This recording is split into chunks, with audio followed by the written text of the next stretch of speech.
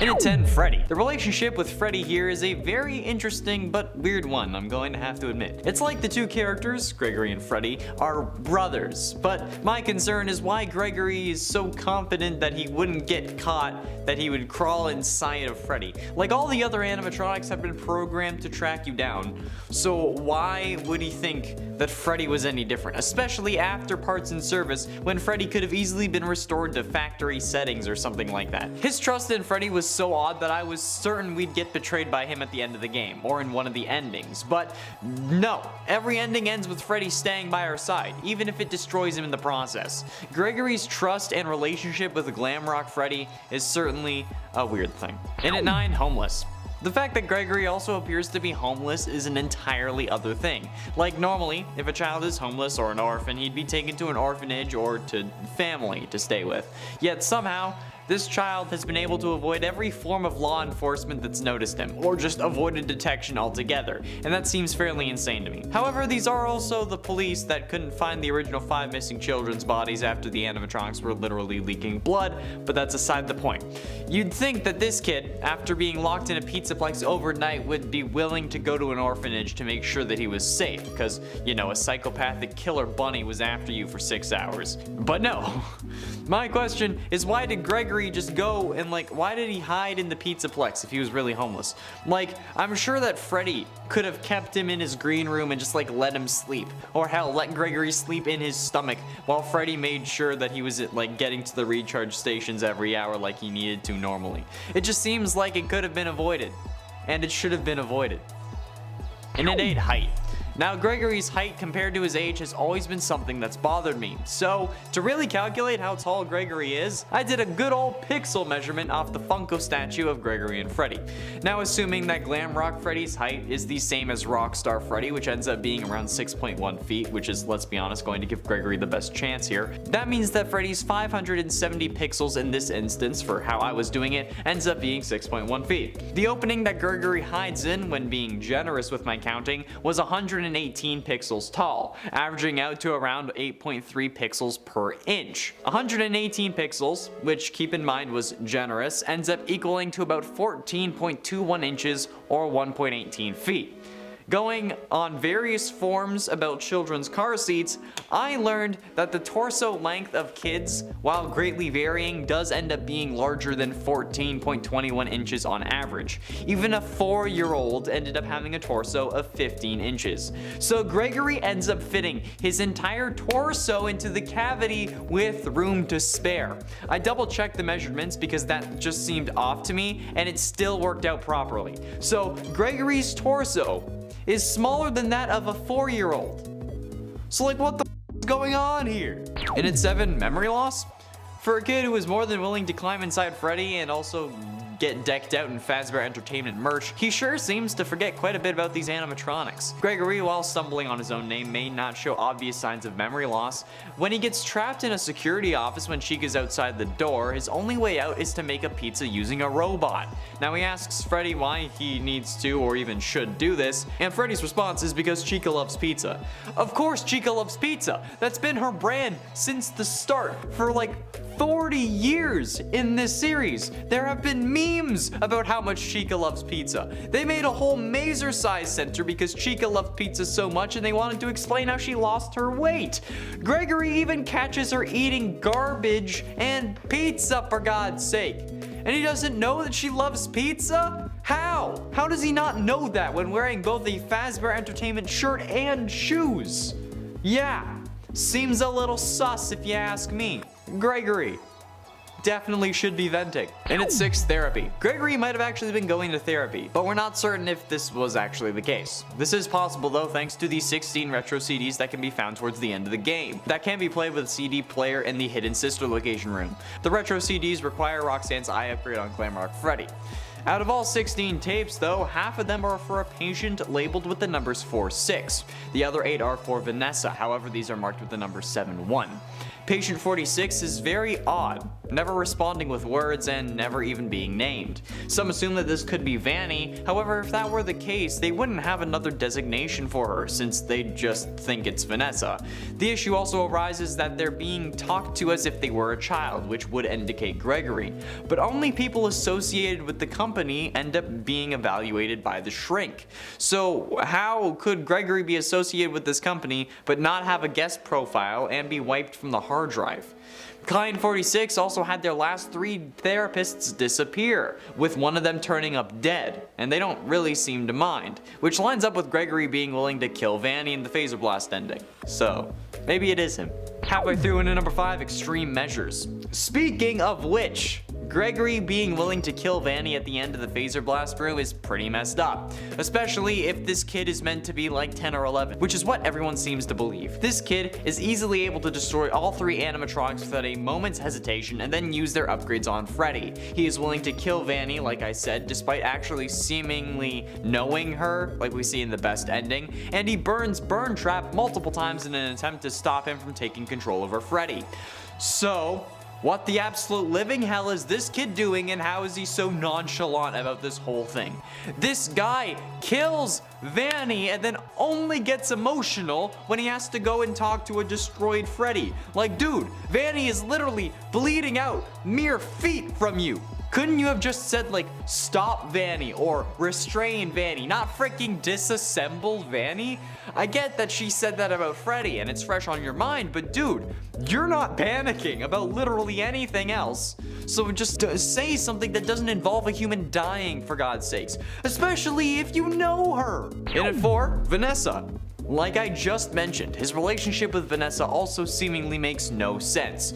We're willing to kill her in one ending, she kills us in another, but if we free her from William's control, she ends up taking us out for ice cream, and we sit on a hill with Glamrock Freddy's head, no big deal. Like, this lady just spent 6 hours trying to kill you, bro. You think that it would be a little more difficult to just go out and chill with her, even if she did offer you ice cream? Like, would you get into her unmarked van if she offered you ice cream? I doubt it. So like, why do you think this is a good idea? It seems like they're related, or at least know each other somehow, but no connection prior to this has ever been established. So like, what the absolute living hell? And Gregory isn't mentioned in Vanessa's therapy sessions and vice versa. Vanessa isn't mentioned to Gregory in those sessions, if those sessions are for Gregory at least. But even if they are Gregory's, who made him associated with the company? It could have been Vanessa, but wouldn't they have ended up mentioning her odd behavior or asked Vanessa about her younger brother or foster brother or whatever the hell he is? Exactly. This is King 100% certified weird. Getting close to the end into number 3, potential robot. The possibility that Gregory is a robot is still a thing at the time of recording. So let's talk about the random bits that make Gregory seem more like an animatronic than a human. There's the fact that he's literally smaller than a 4-year-old, however is able to speak full sentences and do literally everything else he does in this game, which seems like he's a rogue robot that's been active for a long time. He can also get all CRT, glitchy-eyed whenever Vanny's around, similar to an effect where you'd hold up a magnet to like one of those old TVs. It's kind of like that. There's Freddy's shock as to how he sees Gregory after getting Roxy's eyes, and there's also the fact that literally nothing else makes sense about him unless he is a robot.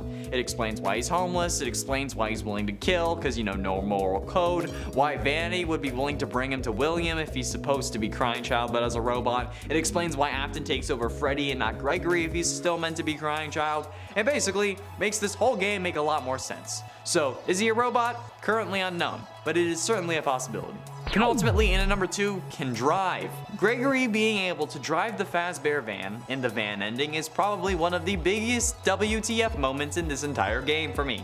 Like, this kid is able to hide in baby strollers and can fit his torso into a 14-inch hole, but is also able to press the pedals on a van, not even a car, but like an actual van. How the living hell is that possible? I guess maybe perhaps he put like a brick on the gas pedal, but that seems like it would be an even worse idea and not very effective, depending on the brick. Like, how the living hell was Gregory able to drive that truck, or even know how to drive it? And how did Freddy allow that? Or like all his safety protocols off or something? Like, what the absolute living hell do we think is going on here? Because I have no clue. Gregory driving a car is 9 out of 10 on the weird scale, and honestly, in my opinion, King 100% certified weird. Like, who the thought that this made sense, and then didn't explain to us how he's driving the van. God damn it. And finally, in at number 1, knowledge. You know what I value more than the cars in my garage? Knowledge. Finally, the knowledge that this kid has exceeds even some of my own. This kid is the size of a 4-year-old, can fit inside Freddy, baby strollers, and various other small areas around the Pizzaplex. He's too small to go driving in one of the go-karts alone, but he knows how to restart generators, operate a trash compactor, start and drive a car, as well as identify a car battery, connect the jumper cables on a car battery properly, and then use those to fix Freddy's whole recharge every hour issue. How the living hell does that make any sense? And how do they solve that issue in the true ending? Because Freddy is still going to need to recharge every hour, and they don't have a van this time around. So how do Freddy and Gregory make it to the hill without Freddy needing to recharge? Or how do they solve that issue? This kid knows more words than I do, but somehow is still the size of a 4-year-old, maybe even smaller. No, it makes absolutely no sense. And this kid's weird superpower is what makes this game so confusing. It really only makes sense if he's a robot that was supposed to mimic a toddler who's been operational for decades and has been learning this whole time. That's the only way that this makes any sense to me. First, let's see what we know about the client just based on what's in the recordings and not compare it to anyone else, so we can form an objective profile of Client 46. In their first tape, we get the therapist saying, quote, "You know, everyone associated with this company gets performance reviews, right? Which means that they're associated with a company which most would assume to be Fazbear Entertainment. However, they're asked in another tape if, quote, do you know a place called Freddy Fazbear's Mega Pizzaplex? I'll take your silence as a yes. And besides, I know you know it because the technicians who work for Pizzaplex know you. Or rather, I guess it would be better to say they think they do. Which means that they wouldn't be dealing with Fazbear Entertainment. Otherwise, they would know about the Pizzaplex because they know the company, not because the technicians know them. We know that the fourth therapist characterizes them as a loner, and their second therapist considers them a hacker, mentioning their aptitude with technology.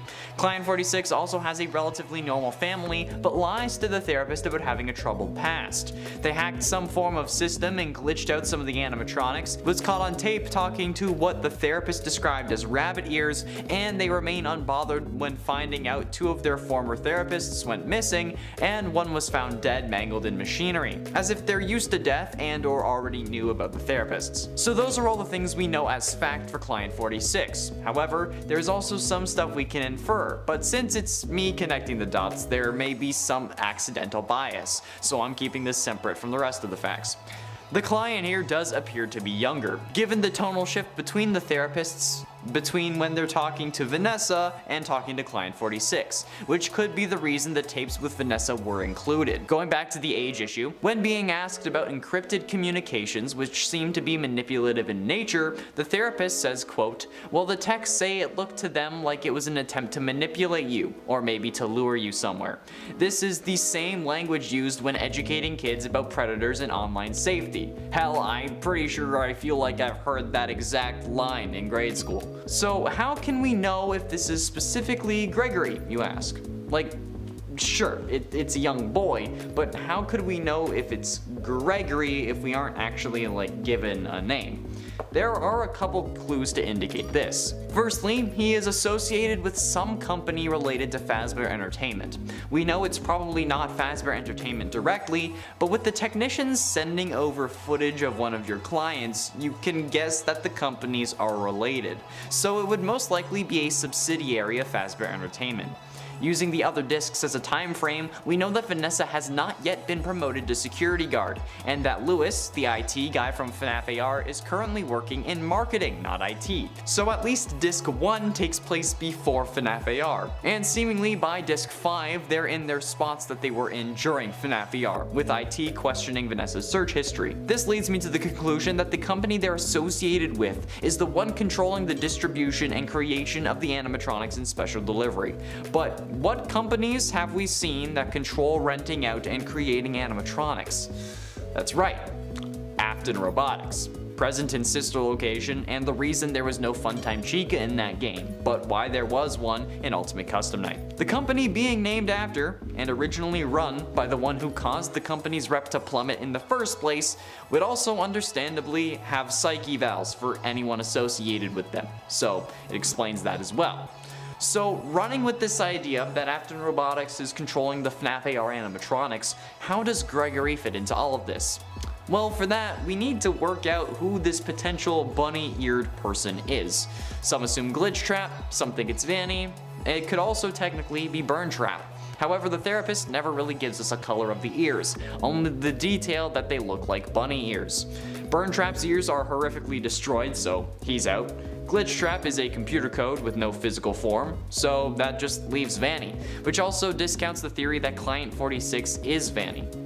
This also makes sense with the timeline of the CDs, since Vanessa mentions making a bunny costume in disc 11, moves to a new location after disc 12, and the bunny ears are mentioned on disc 15. The disc after that is also the last one with Client 46, knowing that they aren't coming back. This to me suggests that Vanessa and Gregory moved around the same time, which would also explain why Gregory was being evaluated, since he was associated with the company through Vanessa, although that can't be confirmed. But there are also other odd details that I picked up on that I wanted to address, like how we never hear Client 46 talk, but they do end up responding, as we see in discs 6 and 8. They say something, but the recording doesn't pick it up, or their response is wiped out, much like how Gregory was wiped from the Pizzaplex's system. 46 also shows up to the Pizzaplex randomly, unannounced, despite not working there, and in the picture that showcased the bunny ears, we can also hear that the camera is distorted around them, but that the therapist still says that the blob, I guess, looks like Client 46. So why would the camera be distorted around us? Seems to me like it could be when you take a picture of a computer screen with your phone and you get those like lines going across the screen, or like how shapeshifters in Supernatural have the laser eyes when they're on camera. It seems like this person isn't entirely human, perhaps part robot. Robot speculation aside, I feel confident in the fact that Client 46 is Gregory. The only issue I have now is why was he hacking the animatronics? He definitely had a purpose, since to quote disc 16, what I understand is that the glitch stopped being a glitch and turned into an intentional set of subroutines that were aimed at creating the same thing the glitch created. Those subroutines seem to have come from you. Can you explain that? And don't worry there, Doc, I think I can explain it. There is either a good or evil motive for this hack, and I don't really know which is more likely, but I have a feeling as to which ones. But let's look at both. The evil motive would be that Gregory is working with William and Vanessa, so he hacked the animatronics and made sure that the glitch he caused instilled itself into the robots so that his work wouldn't be undone, to perhaps distract them from what's going on underneath the Pizzaplex. Hence why he would be talking to Vanny all nonchalant, like seems to be the case in that photo I mentioned. The good intention, however, which is the one I think would push the story further ahead and is probably the more likely one, is that Gregory is indeed a crying child robot. He learned of his father's misdeeds and whatnot over the years, and before being transferred into the next aged up model, he ran away. Over the next 40 some odd years, he would learn about coding in order to hopefully be able to counter what his father had been doing. But once he heard of the FNAF 6 fire, he figured it was all over. Once Fazbear Entertainment came back with a VR game and a special delivery system for new animatronics though, he realized what he needed to do. So he got on Vanessa's good side through possible manipulation and looking like a 5-year-old to get close to the company. He lied about his family history to the therapist so that they would keep seeing him and he would have more time in the company building so that he could then hack the animatronics, causing them to malfunction in an effort to get the company or the project at least shut down. Hence why the glitch ended up being a closed loop where it kept replicating itself so it couldn't be deleted.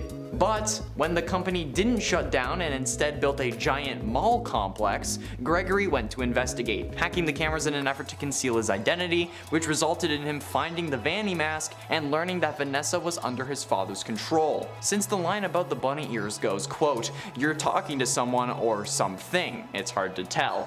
but it also being a still shot, we don't know if he is really talking or just shocked or talking to himself about the situation. 46 talking to themselves had also been well established at this point. He could have also lost his memory when he climbed inside of Freddy, because he could have been inside Freddy when he was being repaired, and it could have just caused a whole lot of issues. This association with Vanessa and Vanny, however, is why he's willing to get ice cream with her after the princess quest ending. That's still the only way to explain it. Them knowing each other is the only reason he would get ice cream with a woman who just spent 6 hours trying to kill him. And it explains how he knows to complete the princess quest games in order to save her soul. Now, I'm not some MatPat sympathizer who wants to defend him so he'll notice me or something, because this is a theory that I've had since the Funko statues were revealed. At least I think they're by Funko. At least the statues for the game, once they were revealed, I've had this theory. So I am truly looking at the theory and not blinded by my like or dislike of MatPat. I'm simply looking at what we've been presented with to see if what we've been saying here, in my eyes, is truly possible. One of the main reasons everyone seems to be so frustrated by this idea is because it's far-fetched. Is it really though? Like, let's look at some of the elements of the series and really talk about what the series has actually gone through, okay? Kids have been stuffed into animatronic suits only to end up possessing them. Those spirits were then released when William Afton decided to disassemble the animatronics and were able to scare him into getting trapped in his own animatronic suit. William has survived 3 fires while being present in all of them for the entirety of them, as we see in Sister Location's ending, where he was in Fazbear Frights after it had already been burnt down for a while. We see in Security Breach that he was still in the FNAF 6 location after it had burnt down, meaning that he was there for the whole fire, and he was literally standing in fire multiple times during the final fight in Security Breach's true ending. None of those times has he been completely killed either. Also, none of the FNAF 6 animatronics were actually wiped out.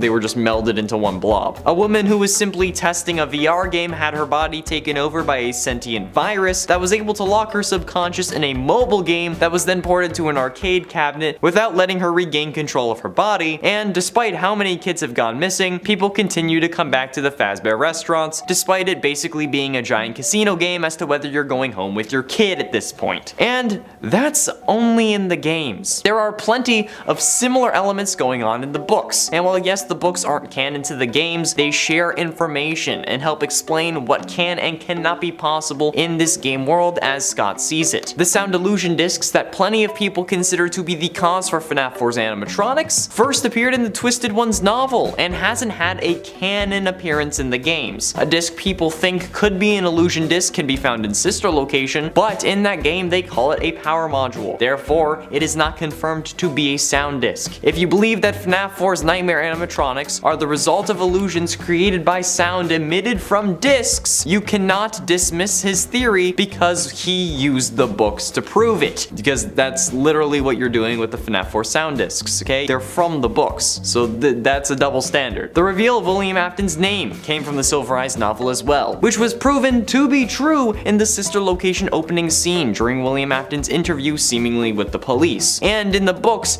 there is a legit kid who was turned into a series of robots so that she could grow up like a normal person despite being killed, and they're both named Charlotte or some variation of it. Charlie, for example, in the books. So, children being animatronics is not a stretch for these games, and it's already been present in some aspects of the FNAF lore. While the story and the sequence of events from the novel are not canon to the games, they both share similar characters and ideas that we can't just ignore because they're presented in another medium. Another thing I see popping up quite a lot is that a brown-haired, dark-eyed white character can really be anybody. It's been memed incredibly hard, with various people putting plenty of characters over that frame in his episode, with some people saying that he's just comparing 2 white kids, so of course they look the same. I want to say how this argument of he could be anyone is absolutely ridiculous, because while yes, he is comparing the characters he wants to compare and comparing seemingly meaningless things, take a look at this picture of how Crying Child is presented to us in FNAF 4. This is the only real view we have of this character. He is literally an 8-bit character that's like 64 pixels high with less detail than a picture of Sudbury in a snowstorm. So design choices like hair color and stripes on the shirt are the only way we're able to compare characters and identify Crying Child. And logically, if Scott was making Gregory a robot crying child, they would not have the exact same outfit. And like, how would you picture crying child in a 3D medium? Because Gregory's design makes a lot of sense. And if you dropped Gregory down to 8-bit like you would see in FNAF 4, they would still look awfully similar. There is also the point that Gregory's vision gets weird when approached by Vanny. And keep in mind, it's only Vanny specifically and not any other enemies. This is hard to explain if Gregory is just some random kid, because the effect we see on screen is that of an old camera when like you'd bring a magnet close to it. The reason it would only happen around Vanny is due to her being controlled by the sentient virus we see take control in FNAF VR, since she seems to be the only one able to spread it aside from Burn Trap. And notice that in normal gameplay we can't actually get near Burn Trap, so we can't know if he was meant to give us this effect. Yes, in the game we can get to him, but that's through a glitch, so if that error wasn't there in the game, we wouldn't know if he did or did not give us this effect. And since we aren't supposed to get to him, they wouldn't code it in, because why would there be a logical reason for him to have that effect if he's not going to get close to us? And the last bit of rebuttal I'm seeing as to how Gregory is not a robot crying child is that he's too young for it, since Crying Child died in 1983. Are you serious?